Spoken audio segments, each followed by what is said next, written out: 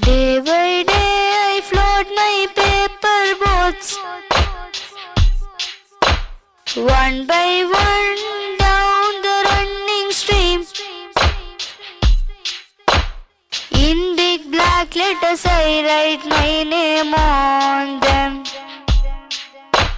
and the name of the village where I live. I hope that someone in some strange land will find them and know who I am. I load my little boats with tulip flower from our garden, and hope that these blooms of the dawn will